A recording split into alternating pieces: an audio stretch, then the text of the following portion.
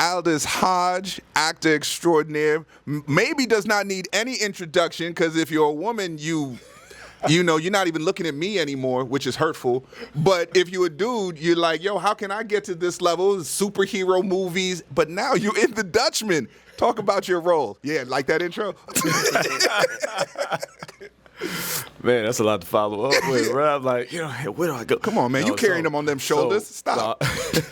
I play Warren, who currently where we meet him, he's a mayoral candidate. He's got a beautiful wife. Right now, he's in the middle of, trying to get things going. He's setting up a little campaign, got a little fundraiser action going on, and he's leaning on his friend Clay for some support. He needs him to show up, but obviously Clay is going through some things, and without spoiling the movie, a little bit of what Clay goes through interjects in their friendship, and we see a little bit of push and pull between these brothers in terms of what Reliance looks like. I need you to show up, but you're going through some stuff. When you this push and pull, when you hear that director Andre Gaines has expanded Amiri Baraka's play, and now you're going to be a part of what was originally just a two-person thing. Yeah. Was there any trepidation stepping into this role? Like, okay, y'all are messing with some greatness, and it's going to be up to me because I got to carry that. Now, whenever you got excited, whenever you have an opportunity to work amongst greatness, you got to be excited for the opportunity to learn, because I like to surround myself with teachers.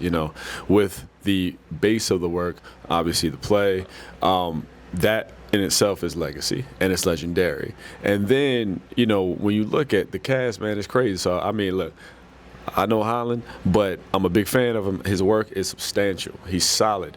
And I want to work with people that, when I'm on screen with them, I know that they're going to pull my game up.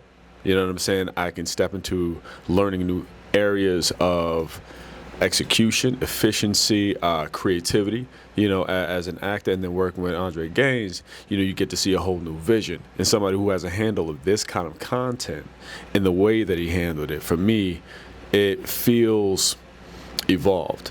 And then, with the rest of our cast rounding it out, I got to work with Lauren E. Banks, who played my wife in another project before, so there was nice familiarity. We got Zazie Beats, and, I'm a fan of everybody here. So for me, I was more excited about what I was going to learn than I felt I was more excited about what I was going to learn than what I could sort of get out of it from the acting perspective. I wanted to learn how to get better. When you talk about that acting perspective and getting better, your work stretches stage, film, small screen.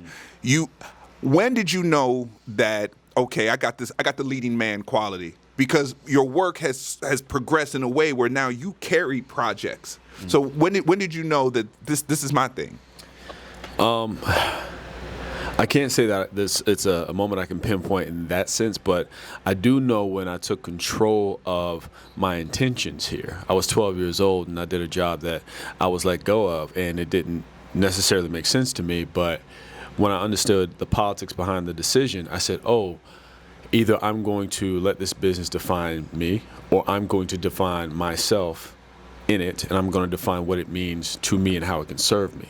And I was 12, so that's when I started writing and started looking at my approach to the industry a bit differently. As far as when I think about leading man quality, I think about leading vision. You can be a leading man if you're in 2-3 scenes of a film. You can be a leading man if you have one line. It's about what you're planning to contribute to that project, what you're planning to contribute to your team around you, how are you going to be in service to and of the vision. So if you put your mindset there, regardless of what position you're playing, you can still occupy the same space of being a leading contributor, which then evolves and elevates the quality of the entirety of the film. Talk to us about what it means to be a black actor of a certain complexion and a certain height, and the expectations that are put on that, right? Do you have to be the next Denzel or the next Idris, or do you have to be do you ever get to be you without any of these thoughts that, well, he's going to be the next whatever, be the first Aldis instead of the next whomever? I appreciate the question and brilliantly crafted. Thank you for that, because I hope to answer this speaking to other actors who do deal with that. You're always you, always fighting to be you, to present you, to remain who you are. A lot of people will say you're the next, but then you are working to substantiate yourself as I'm just me here. You have to deal with a lot of misnomers or labels that other people put upon you, and your job is to relinquish those, right? So that you can just exist without having to meet somebody's agenda or meet somebody else's bias about how they see you or perceive what they want you to be. You just have to be you. So for me, I don't necessarily think of myself in any particular box outside of what is my goal and what is my intention here, and how good do I want to operate in this space? How much do I want to execute here? So when I think about an Idris or I think about a Denzel, I just allow myself to get inspired because they had barriers placed upon them. Similarly, like I have some barriers placed upon myself, and I watch how they navigate through or around them to maintain their freedom, because I'm a fan of both of them. I think they're both excellent.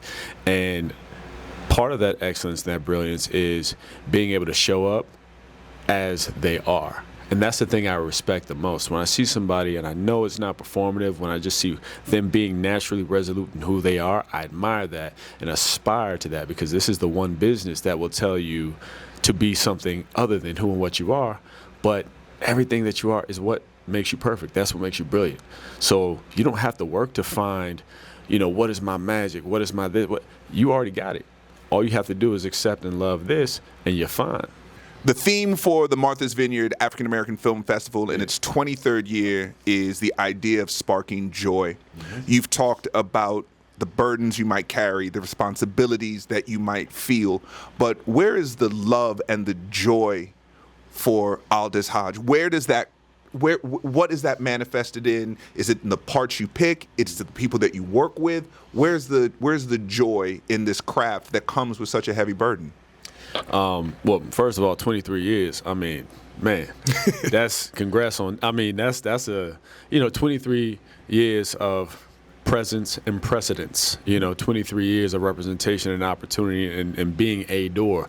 I love that. So I love that we get to share this space and be a part of that. For me, my joy comes from prioritizing myself, owning who and what I am. Learning how to do that through these years has been, there have been some revelations along the way, because sometimes you don't realize that you're not choosing yourself. We are asked to do so much for so many around us, particularly in this business, to be so many other things than who and what we are, who and what we choose to be. Sometimes the mentality is, I got to do what I have to do until I can do what I want to do. But I'm going to tell you right now, you can do what you want to do and should do what you want to do from the beginning, but you got to choose you. So my joy comes from sort of reveling in the nuance of loving who and what I am, not feeling like I need to be more than what I am, accepting all of me in the spaces that I occupy, and just knowing that's enough. Well, more than enough. Joining us on stage is the actor Aldis Hodge. You can see him in The Dutchman, but you saw him here first. Thank you for joining us. Thank you, Shu. All right.